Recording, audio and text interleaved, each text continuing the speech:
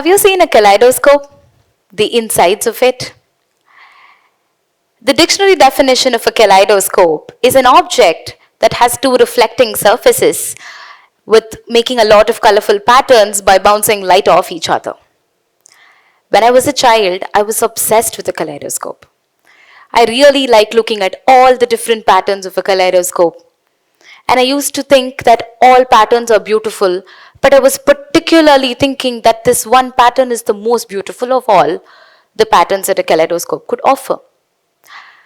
I used to try a lot of strategic methods to put the kaleidoscope in the same pattern, intending to lock it. I know. Forgive me, I was just a child.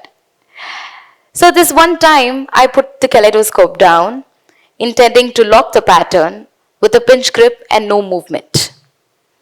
But when I took it back, I was very upset that it has somehow changed. It is not the same pattern that I put it in. So with that disappointment, I turned to my dad reading a newspaper sitting next to me and I said, "The previous one was prettier, I swear." And he asked me, "Really?" I said, "Yeah." And I went and put my eyes back into the front of the kaleidoscope. Maybe I lingered longer this time that I found the beauty in this pattern now.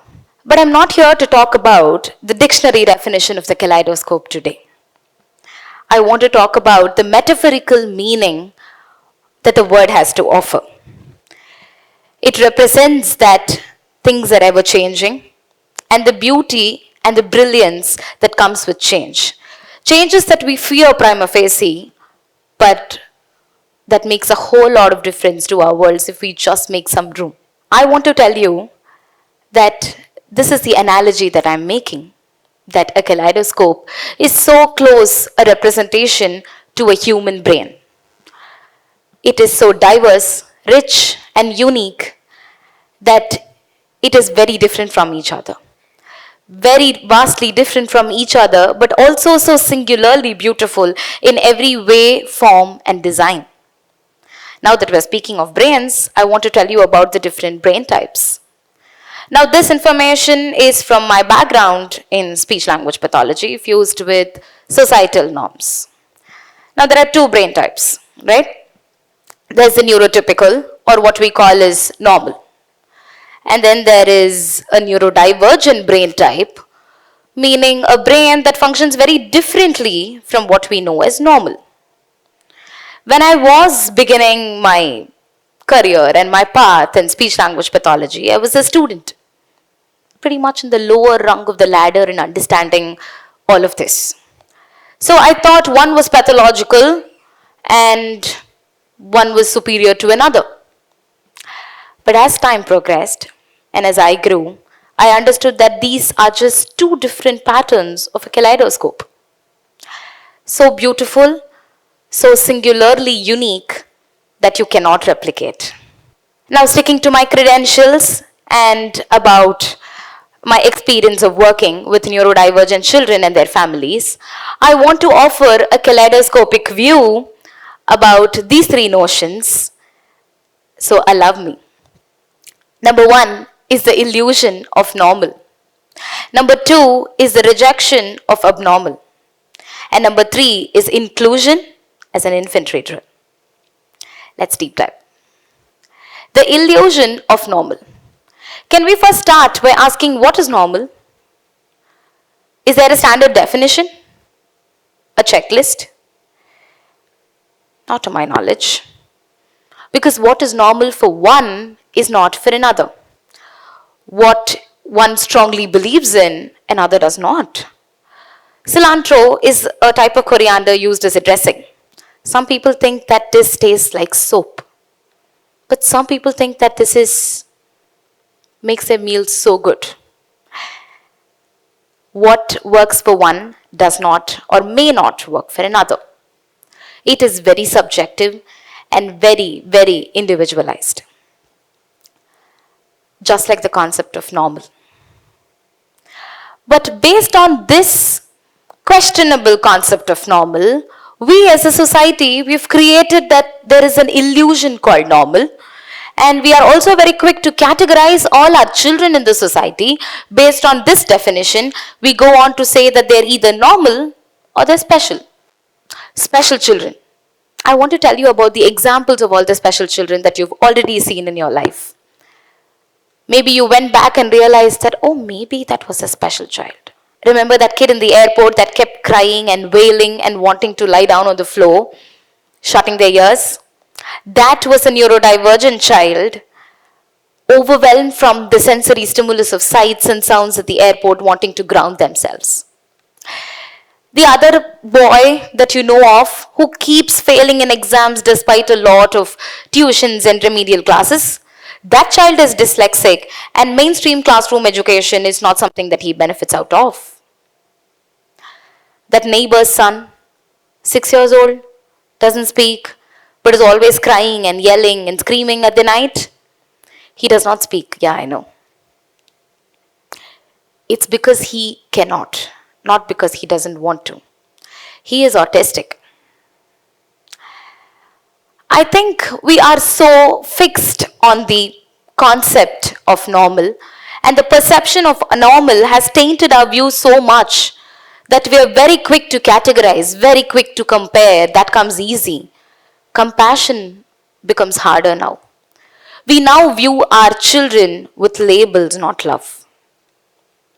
I'm not here to defy the age-specific norms, which are a very important indicator for determining a child's overall development and progress. That's important. But we need to remember that these age-specific milestones are also written down based on the very questionable concept of normal. And hence, constantly comparing or thinking that this is the only pattern of the kaleidoscope has failed us, has failed our children. The concept of normal is an illusion.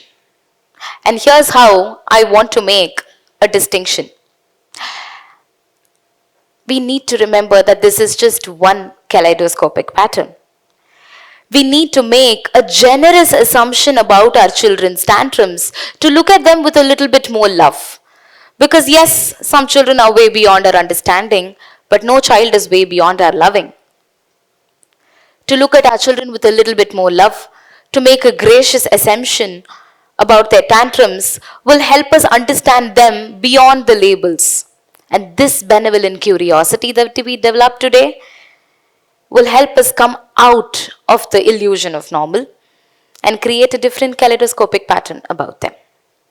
And if we've done this, what is the abnormal that we are fearing? Right? The rejection of abnormal.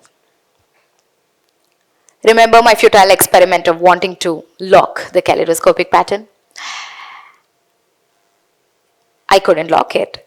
But from there came my revelation that with just the slightest reassembling of particles inside the kaleidoscope caused a huge change in display. Drawing a parallel, that's all neurodivergence is. The nerves being wired differently in the brain, which results in a whole different pattern of thinking, reasoning, and skill set. A pattern that is very different but not deficient. It pains me to say this, that sometimes, and by that I mean almost always, special children or children that are neurodivergent are always viewed only from the lens of the term that they are given. Something even as inconsequential as scratching their hair or biting their nails or peeling off a healing wound is all viewed under the same lens. They are always viewed and scrutinized. Everything is a problem that needs to be fixed. Everything is a problem that a parent wants to come back home and come back to a therapist and say, we need to address this right away, because they feel their life is dark and doomed after the diagnosis. I assure you that there is a way out. I assure you that there is a way to get light back into your lives, and that is by looking at the strengths of your child. It is present. You just need to linger longer. And when we start looking at what the child can do as opposed to what the child cannot do, we are looking to see the strengths of the child which is a great way, and it is a great way to start having a different kaleidoscopic view about the child.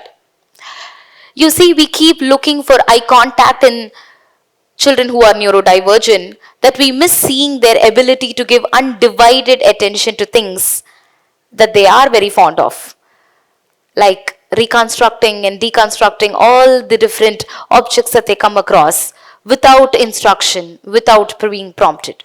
We keep expecting them to sit and learn because we keep thinking that that is the only way, that is the only norm.